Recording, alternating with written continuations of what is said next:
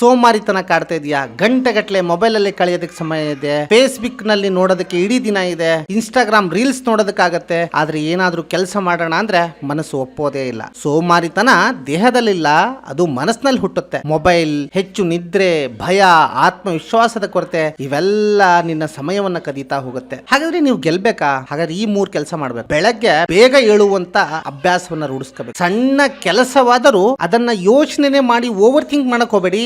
Sudden ಆಗಿ ಅದು ಚೆನ್ನಾಗಾಗ್ಲಿ, ನಾನು ಚೆನ್ನಾಗಿ ಮಾಡೋಣ, ತುಂಬ ಚೆನ್ನಾಗಿ ಮಾಡೋಣ ಅಂತ ಟೈಮನ್ನು ವೇಸ್ಟ್ ಮಾಡಬೇಡಿ. ಅದು ಚೆನ್ನಾಗಾಗದಿದ್ರು ಅಷ್ಟೇ, ತಕ್ಷಣವೇ ಅದನ್ನು ಮಾಡಿಬಿಡಿ. ಆಮೇಲೆ ಯಾವುದಾದ್ರೂ ಒಂದು ಕೆಲಸ ಮಾಡೋದಕ್ಕೋಸ್ಕರ ಮೋಟಿವೇಶನ್ಗೋಸ್ಕರ ಕಾಯಬೇಡಿ. ಆಮೇಲೆ ಡಿಸಿಪ್ಲಿನ್ ಅನ್ನೋದನ್ನು ಬಲವಂತವಾಗಿ ನಿಧಾನವಾಗಿ ಬೆಳೆಸ್ತಾ ಹೋಗಿ. ಯಶಸ್ವಿ ಆದವರು ಹೆಚ್ಚು ಟ್ಯಾಲೆಂಟ್ ಇದ್ದವರಲ್ಲ, ಅವರು ಸೋಮಾರಿತವನ್ನ ಗೆದ್ದರು ಅಷ್ಟೇ. ಇವತ್ತೇ ನಿರ್ಧಾರ ಮಾಡಿ, ನನ್ನ ಜೀವನವನ್ನ ಸೋಮಾರಿತನದಿಂದ ಅಲ್ಲ, ನನ್ನ ಕನಸುಗಳನ್ನು ಈಡೇರಿಸ್ಕೊಳ್ಳೋಕ್ಕೋಸ್ಕರ ನಾನು ಬದಲಾವಣೆ ಆಗ್ತೀನಿ ಅಂತಂದು. ಸೋಮಾರಿತನ ಜೀವನ ಹಾಳು ಮಾಡುತ್ತೆ. Wake up before it is too late. ಖಂಡಿತವಾಗಿ ಸ್ನೇಹಿತರೆ, ಜೀವನ ಬದಲಾಗಬೇಕು ಅಂದ್ರೆ ಮನಸ್ಸನ್ನ ಬದಲಾವಣೆ ಮಾಡಬೇಕು. ಇದಕ್ಕೆ ಜಪಾನಿನ ಒಂದು ತಂತ್ರ ಹೇಳ್ತಾರೆ, ಕೈಸನ್ ಅಂತ. ಏನಾದ್ರೂ ಒಂದು ಕೆಲಸ ಮಾಡುವಾಗ ಇದನ್ನ ನಾನು ಗಂಟೆಗಟ್ಟಲೆ ಮಾಡ್ತೀನಿ ಅಂತ ಆಲೋಚನೆ ಮಾಡಬೇಡಿ. ಕೇವಲ ಇದನ್ನ ನಾನು 5 ನಿಮಿಷ ಮಾಡ್ತೀನಿ, 2 ನಿಮಿಷ ಮಾಡ್ತೀನಿ ಅಂತ ಒಂದು ಕಮಿಟ್ಮೆಂಟ್ ಅನ್ನ ಮಾಡ್ಕೊಂಡು ಕೆಲಸವನ್ನ ಆರಂಭ ಮಾಡಿದ್ರೆ ಸಾಕು. ಪ್ರತಿಯೊಬ್ಬರಿಗೂ ಸ್ಟಾರ್ಟಿಂಗ್ ಟ್ರಬಲ್ ಇರುತ್ತೆ ಸ್ನೇಹಿತರೆ. ನಿಜವಾಗ್ಲೂ ಇದು ಸತ್ಯ ಕೂಡ. ಯಾಕೆಂದ್ರೆ ಏನೋ ಒಂದು ಬರೆಯೋದಿದೆ ಅಂದ್ರೆ ಅದನ್ನ ನಾನು ಇಷ್ಟು ಬರಿಬೇಕಾ, 50 ಪೇಜ್ ಬರಿಬೇಕಾ, 20 ಪೇಜ್ ಬರಿಬೇಕಾ?